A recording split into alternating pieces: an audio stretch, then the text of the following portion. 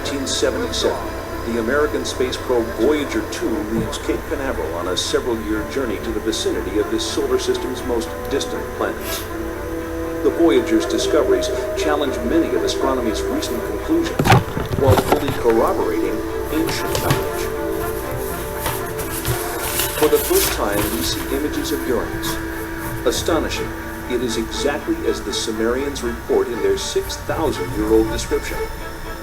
Though they have no telescopes that we know of, the Sumerians characterize Uranus as Mash-Seek, translated bright greenish. They also explain the unique planetary tilt of Uranus. According to the Sumerians, our solar system was invaded by a planetary body that caused collisions and disrupted the existing order. NASA scientists concur that a collision with a body the size of Earth, traveling at 40,000 miles per hour, could have caused both the orbital skew of Uranus and the devastation apparent from the planet's surface scarring.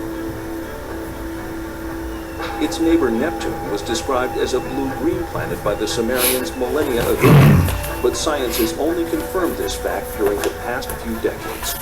The Sumerians named and listed all of the planets in our solar system. Their documented list of these planets is tangible evidence that in at least one respect, modern man is on a path of rediscovery.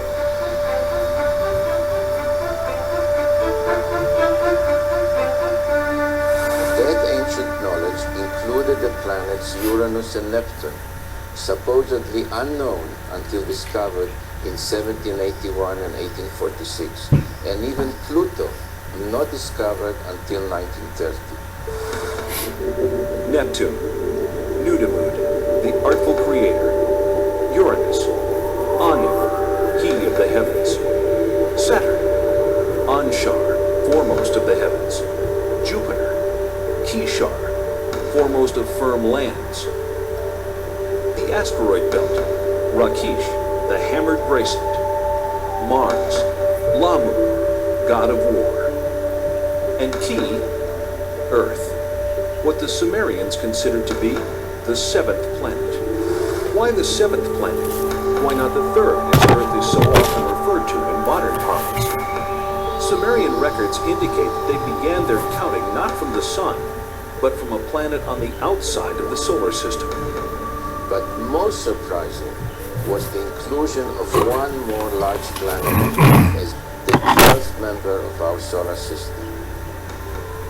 The launch of Pioneer 10 in 1972 ushers in the era of deep space exploration. The craft journeys beyond the outer known planets, sending back data that is used to seek a possible 10th planet. 14 August 1978, which was just about 6 weeks after we discovered the fact that Pluto has a satellite. Once you have a satellite for a planet, you can determine how heavy it is. Turns out Pluto is very much smaller and lighter weight than we thought, which meant that Pluto has no influence, no appreciable influence on the motions of the planets Uranus and Neptune. At that point, we voiced the hypothesis that this means that there is at least one yet to be discovered planet in the outer reaches of the solar system.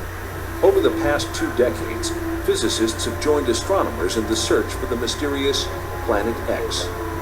One of the things we did in 1978, having made this prediction that there was an additional planet, 10th or 12th, depending on your point of view, we sort of put our money where our mouth was, as it were. We went out and we started looking for this thing. We've been able to refine the search area somewhat, get it rather narrowed down.